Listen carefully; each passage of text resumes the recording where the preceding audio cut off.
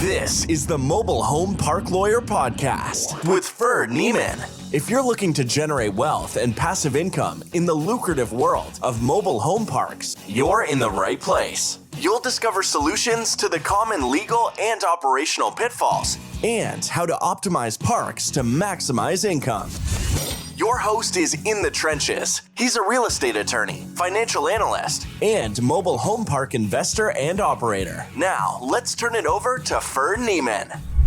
Welcome back, Mobile Home Park Nation. Ferd Neiman here again today with another episode of the Mobile Home Park Lawyer Podcast. It's got another great guest as usual. This guest is going to help you fill your park with newer, better homes. He can work with you as the park owner, or he can work with your residents directly. He's based out of California, does a lot of work out there. His company is called Franco's Mobile Homes. And please let me welcome my guest, Franco Perez. Franco, thanks for coming on, man. Thanks for having me. Really appreciate it. Yeah, well, good to see you again. And I know you a little bit, but for the audience that doesn't, maybe tell us your background. I know you got a kind of a following online as well, and really big at upgrading communities. So give us a little more about how you got in the space and what you guys do for a living. Yeah, I guess how I got into the space is an interesting story, but I came from a immigrant family, and what do you call it? I was renting for a while. I had this weird family situation where my parents split, and I had to support my younger sister and my mom, and it was the hardest time of my life. And I ended up getting into real estate, and I remember the times where I was just trying to get out of that rat race. I was putting money together just to pay rent every single month, and I didn't understand why it was so difficult. I felt like we were good people and we didn't have any opportunities for ownership. Ended up doing well in real estate. I ended up disliking it because I really wanted to focus on helping people that were in my shoes when I was going through that pain. And come to find out, mobile homes was a perfect place for that. And got addicted to working with mobile homes. We're actually working directly with residents. I feel people don't really understand how valuable these mobile home parks are and how much help it is for the middle class to be able to get a step ahead. So we really built a business that's focused on benefiting a lot of these working class families, like teachers, nurses in different areas, to get opportunities for ownership. So we went there, started working with clients, helping them buy mobile homes, and then we got into replacing their old mobile homes with new ones. And that's really been our focus, is beautifying both the parks and also beautifying these residents' personal homes as well, replacing these old single wides with 1,500 square foot, 3-bedroom, 2-bath, beautiful mobile homes. And we really push the limits of how beautiful we can make them too. So, but yeah, it's what I love doing now. All right. So sometimes you work directly with the resident, right? You'll go to the residents or educate them that, hey, you can buy a bigger, better house. We can help you do it. We can deliver it. We can source it, all that stuff, right? Exactly that. Yeah. And a lot of times what you'll find is what they'll spend is actually less than the amount that they'll gain in value, in their future value of selling their home too, which is the beautiful thing. And what do you do with the older homes? Do you guys demolish them, or do you send them to sell them? Do they move them somewhere else? How's that work out? It is a case-by-case scenario. Some of these very older ones, like in the 60s, we have to demolish them. If we can find someone that will take them, then we'll donate it to them that way. But usually there's not a lot of value that we can pull from the old unit. And the value itself is really in the location and the spot that it's in as well. So right. The old home, there's really not a lot we can do but anytime that we can, we'll just give it to a farmer or that sort of thing so they can make value of it. Got it. I'm interested to hear how rent control is impacting that and the pros and cons of that in your business in California, because I toured several parks with a large owner in California, and what they were doing is they would help people get a new home. But part of their motivation was, in this particular municipality, if you pulled the home out, rent control kind of died with it on that particular lot. They'd bring a new home in, and they were just giving these homes away to some transporter to take them across the border into Mexico and repurpose these older homes. But then they'd have lot rent was $400. They'd bring a new home in at $800, but then the resident was happy because they'd lock in that $800 plus, de minimis COLA increases, and then they'd have a nicer, newer home, better for the resident, but nicer, more stable home at a higher lot rent for the park owner. So is that how some of yours work, or are you in some of the communities where if they can replace the home and keep the same lot rent that was there on the older home? Every municipality is different. So like in San Jose, they have a rent control for anyone that is going to be replacing their old one to a new one. The rent actually stays the same. However, in outside areas like Concord and that sort of thing, it's a bit different. Like if they upgrade, the parks themselves have the right to raise the rent to market and that sort of thing. And then if it's like a park when we work with parks to replace their old ones with new ones, then that rent control is no longer, like you said, it's no longer part of that space itself, because it's either a dealership or the park taking over the space. Then they have the right to raise the rent as much as they can to put a newer home in there as well. And it gives them both values through getting more cash flow and a nicer home in the park, which essentially makes their park more valuable as well too. Sure. So in general, are the park owners receptive to this of you guys coming in, or hostile, or don't even know, or don't even care, or some combination? Well, I think it depends who we're working with. So every park owner, we work directly with the residents themselves, and then we also work with park owners that want to beautify their parks. They'll usually have like 7 to 15 homes that need to be replaced. So in many cases, we'll help handle the eviction side if they have issues of that. And how do we turn these homes into a win-win for both cases, for the residents and then also a win for the park, because they're going to have the opportunity to put a new home in there. And then on the other hand, there's another service we do, which is we help host educational events for their residents.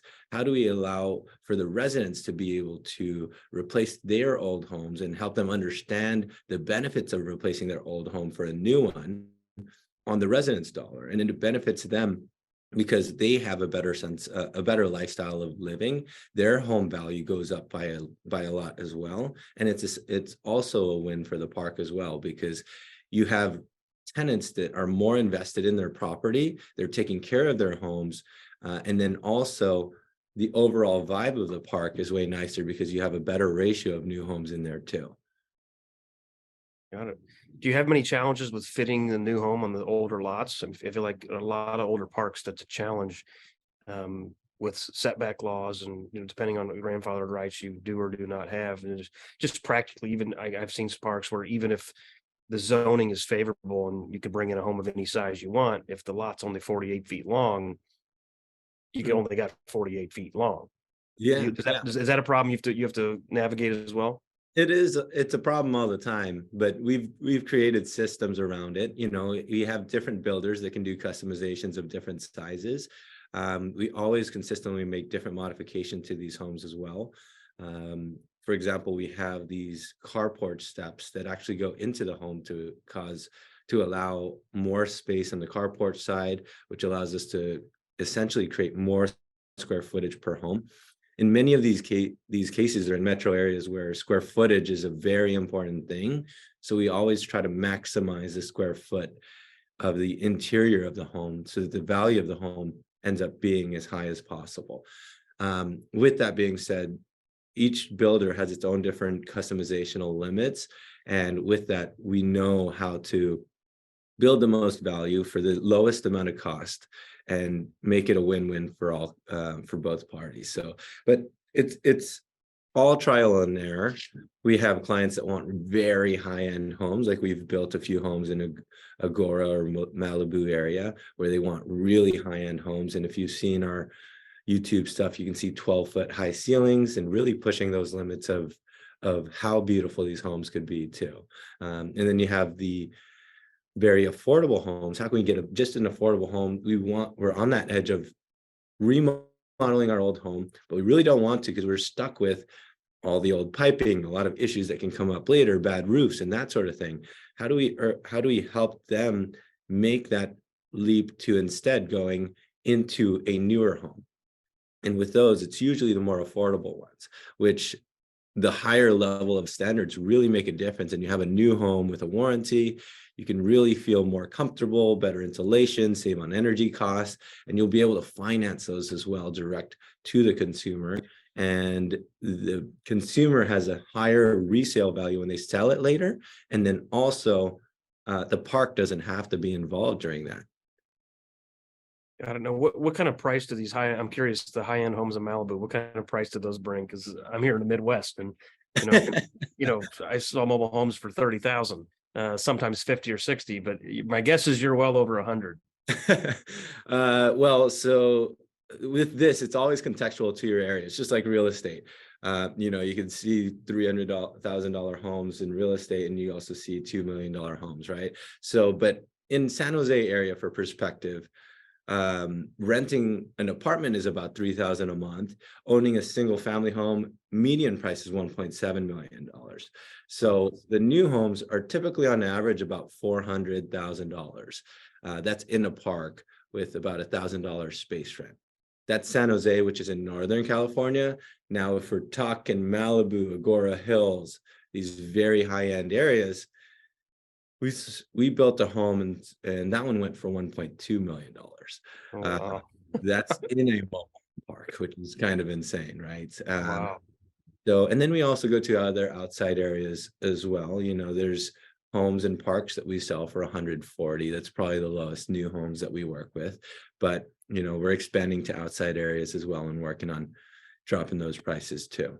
So, but it's all in context to your location. If you live in an area where people are willing to pay more on rent, if you live in an area where it's very difficult to own single family homes, these are markets where these mobile home parks, the nature of it is really, they're used to these high price points, and they're used to it because they know that the alternative, people don't actually want to pay. There's a lot of people that don't want to pay this rent forever. And if they understand the model, that if I can use that same amount I'm paying monthly instead towards a mobile home that's brand new, that's actually mine, that I have my own privacy, my own carport with parking, then I'm going to go that route, because at the end of 5 years of making those payments, I actually own an asset that I can resell later. Versus if I rented for 5 years, guess what? You're already in the red. You don't have any value you can get back that you can sell later, right? Sure. Yeah. And part of that value, I believe, is created because of the rent control in place. Is that correct? It is, yes. Yeah. So That's been one of as a park owner, I'm not a big fan of rent control, but I mean, that's it's like the theory of rent control is supposed to keep rent affordable, but it's basically in some respects taking the valuation of the real property and it's shifting it to the homeowner at the expense of the landowner. And maybe that's equitable in some sense, but it feels like taking some of the free market out of it. But I also know that we need affordable housing everywhere, and the quote affordable in San Jose is different, than it is in other places. Like you can't find 250 space rent, right? So there needs to be some way to still provide housing for folks. Yeah. And there's always two sides to things, and every area has its own different reasons of why they have it or why they don't. Excuse me. But yeah, I mean, in different parks, you'll find there are pros and cons to it. I have a lot of friends that do mobile homes park ownerships too, but that's why there's still these big entities that are buying mobile home parks that are in rent control areas, because there's other ways of value that they can create that return as well, right? So whether it's through appreciation and that sort of thing. But yeah, I think one thing I wanted to discuss too is a lot of these myths around these mobile home parks and why it's often misunderstood. Because one thing that I love that you're doing is you're helping people understand how these mobile home parks work. But I think the media really portrays these parks as very ugly places. But if you actually go into a lot of these parks, you'll come to find out that, man, some of these parks are like resorts. They're like retirement communities, and you have private swimming pools, beautiful greenery, and it's really a quite nice lifestyle. And I think that's where we really have to work together, whether it's the residents themselves or the park owners themselves as well, is how do we really broadcast our product to be seen as a great place to live and a great asset as well, because we're often fighting some of these entities that are trying to close down these parks. But in the reality, we're all on the same side here, trying to protect keeping these parks and making it more understood as well. So, do Yes, you ever certainly. face these bad myths on your end? Excuse me? You ever face like bad myths about or bad stigmas about mobile homes? Oh, sure. Yeah. I had a call this morning with the guy that he's like, yeah, I want to build 200 sites and I got room for 400 if we do singles and let's go talk to the city. Let's get this done. I'm like, well, it's going to be a little harder than that because the city is generally going to say that mobile home parks are not good for the tax base, not good for the school system, not good for police, fire, hospital, et cetera. So the stigma is real. And I mean, I've had mayors of cities tell me point blank. I'll say one city in particular where I've done some investments. I used to do some retail there as well. They had a lot of retail storefronts and, big power centers and things like that. And I said, you guys need affordable housing because those are relatively low paying jobs and people can't afford to buy in our market, a $400,000 house is a big market, a big house. So people can't afford $400,000 houses. They need $150,000 houses, but there really aren't any. So the mobile home and the mobile home parks can provide that affordable housing. And the mayor said they can live somewhere else and commute in to serve our food at our restaurants, to work at Home Depot, to work at the grocery store, et cetera. He did not want affordable housing. I don't want those people in my school district with my kids. It was just like, wow. Yeah. But he was just point blank, like, heck no, I'm not gonna do that. So yeah, we face that stigma all the time. I Yeah. mean, we do a lot of zoning work all over the place, and you find out real quick when you look at the code if they're welcoming or if they're not. And then sometimes the code is vague or even absent in some, but then you find out real quickly if they're like, we're not gonna let you do it. And or if they hit you with code violations just because you exist, even though there's, an apartment or a neighborhood next door that has the same violations, right? So Mhm.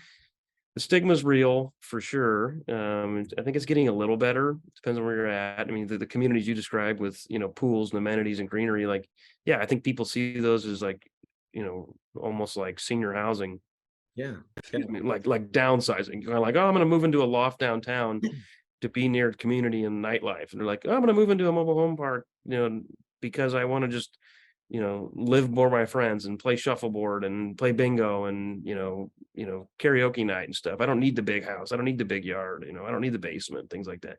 So sometimes you can see that. We do most of our work in the Midwest, and there just are less of those truly retirement communities. So we mostly work with people who are, working class and live in this housing product because they choose it over apartments, not because they choose it as a downsizing from a McMansion or a, big suburban home. Yeah. Um, Yeah. so we generally don't do the customization of homes or see that as much. We have some options of customization at the factory, but it's just like, yeah, I'd like to add a jacuzzi tub to that, or yeah, I'd like to make it the 3-bedroom or the 2-bedroom, or I'd like to add, different features on the outside, or we add features that are not part of the home, but park amenities, or we'll put a bigger deck on it, or we'll put a patio on it, or things like that, as opposed to completely redesign the home. Part of our norm is cost effectiveness. So the customers typically want the best bang for their buck, and that generally means less bucks. It doesn't mean, painted in gold. It means it's brand new. It's nice, still a HUD home. It's definitely better than they're going to get in single family or multifamily for the same price per square foot. So Oh, totally. our sales pitch is, look how nice this is and how big it is for only 50 cents on the dollar, Exactly. 75 cents on the dollar. Oh, totally. And to what you said, it's like that's unfortunately the thing that we're facing is these stigmas really is around people that have not been into these communities. They haven't seen them. They don't really have much empathy for it because all they see is through Hollywood of like whether it's Breaking Bad or that sort of thing. And that's how they imagine these parks to be. And that's why they're so against having these in their cities. And that's really our goal with our YouTube channel is to show how beautiful these parks are. We also love sharing stories of how we help these residents have that affordable housing element, and how we're able to successfully help people get out of that rent rat race and be able to start owning something. And to me, that's why we've been asked to speak at a lot of events, is how do we market to millennials, these new wave of millennial buyers, and help them understand that this is a great option.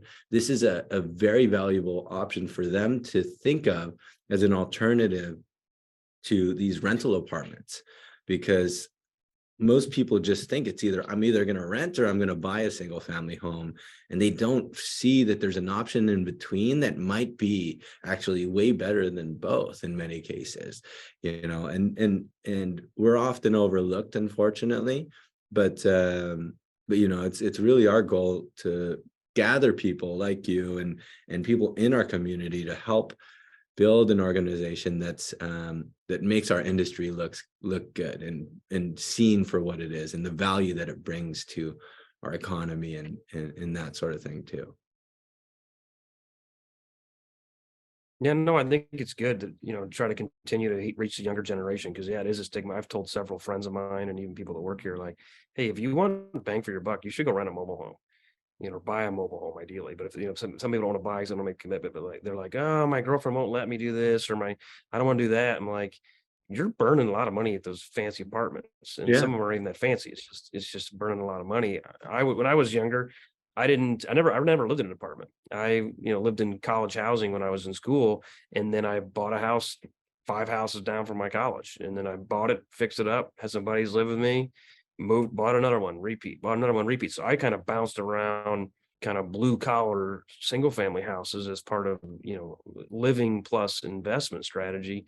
So I never really got into the apartment game as a renter, but then I saw a lot of other people like, you've been renting for 15 years.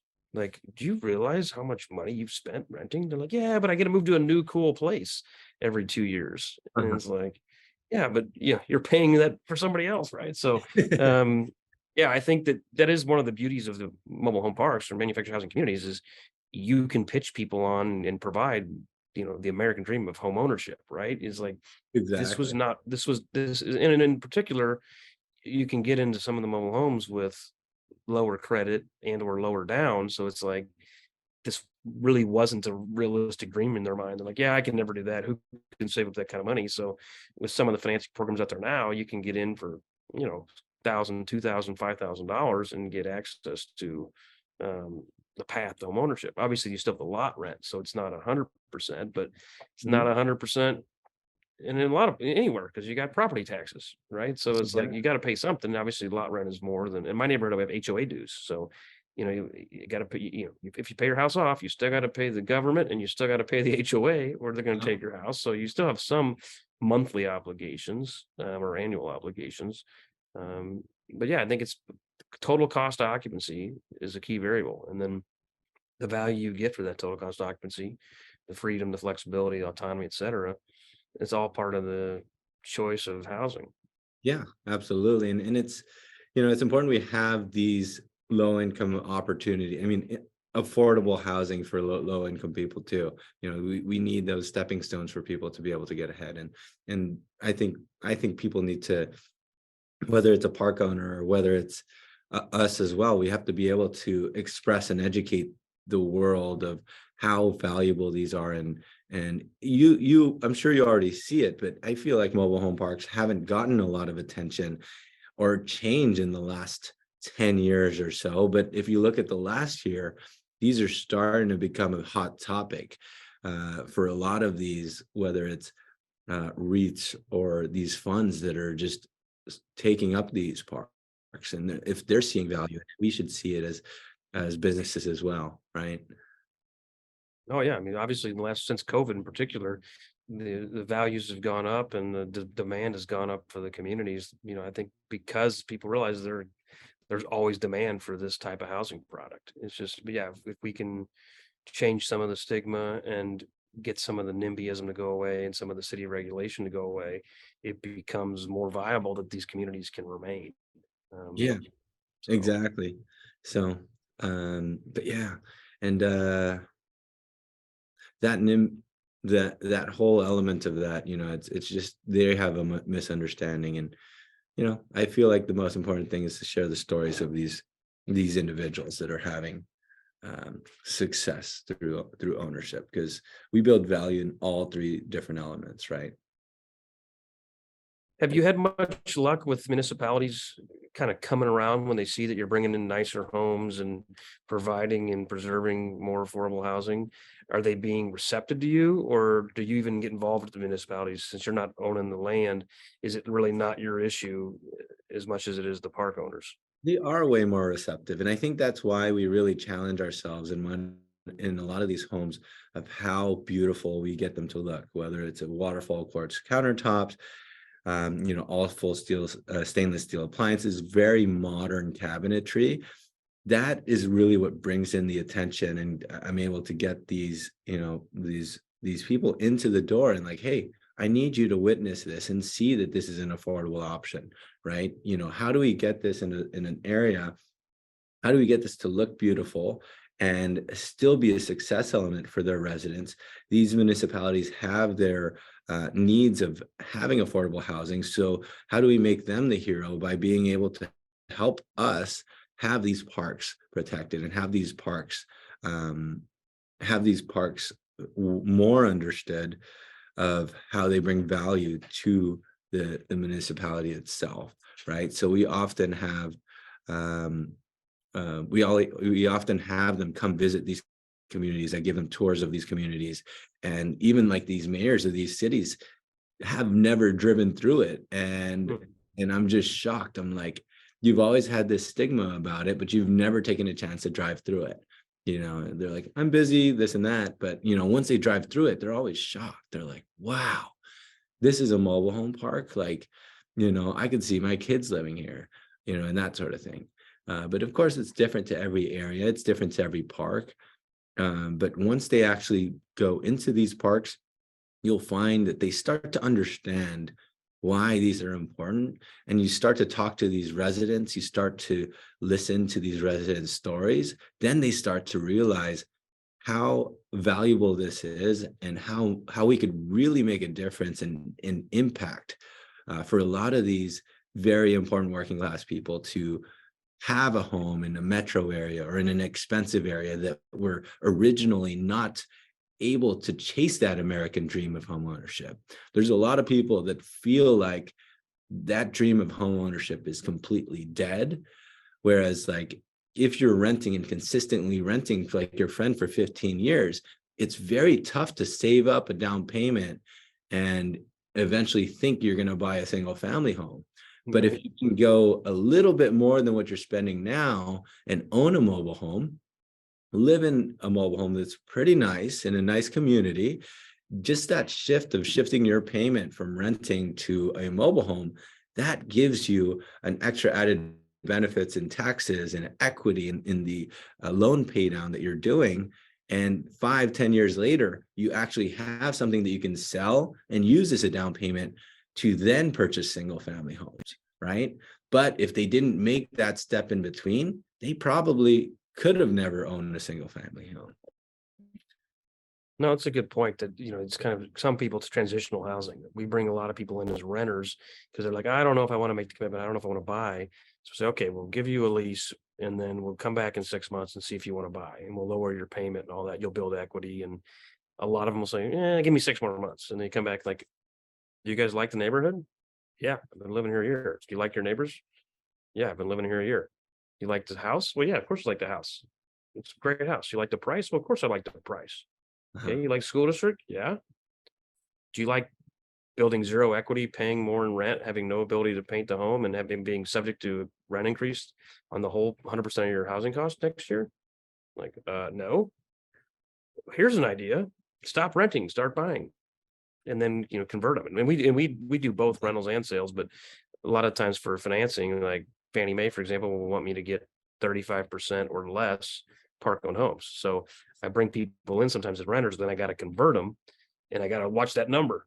Like, okay, I got to get them. I got to move 6 more. I got to move 5 more. I got to move 4 more. And if I'm bringing more homes in, I have to say, okay, I can only rent 1 out of 3 or 1 out of 2, because I got to watch that ratio. It depends on the park. If I buy a park that has no park-owned homes, I can rent more. If I can buy a park that has a lot of park-owned homes, I really have to push the next tranche, sale. And we will price them with that in mind, price them to move, as opposed to trying to price them for a profit, just to get the occupancy in the column I need it in.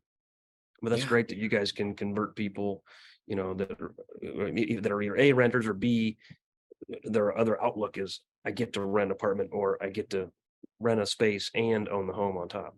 Exactly, because the truth is that they're not really taught a lot of these pros and cons and actually how cash flow works. Unfortunately, they're so focused on their career, and if they're not, a lot of the wealthy like understand how assets work, where my cash flow is going, where, is it going towards an asset and that sort of thing. But a lot of these teachers or middle-class people, that unfortunately they're not taught a lot of these values and why it should be different. And that's really our focus of our channels, to educate people like, hey, why would you spend $3,000 a month on rent continuously when you can spend $3,000 a month, $1,000 on space rent? Yes, but $2,000 of that is going towards an asset that you own, and just making that shift of payment, and your home might actually be bigger and better.